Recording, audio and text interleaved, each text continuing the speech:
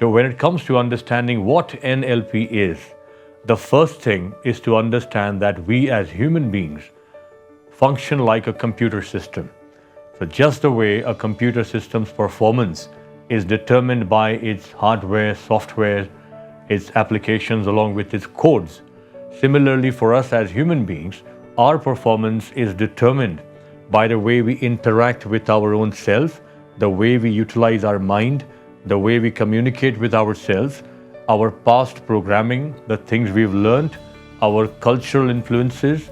So all of the things combined creates our performances in life and ultimately our results. So what NLP proposes is that just as a computer programmer would rewrite the programs and change the computer workings as per the expectation and the goals, similarly with NLP, we can learn how to reprogram ourselves, change our limitations, change our limiting programs that are running in our nervous system.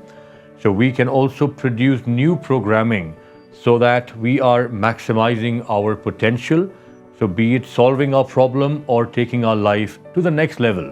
So NLP, in other words, it makes us a proficient programmer so that we can learn how to create our future ourselves.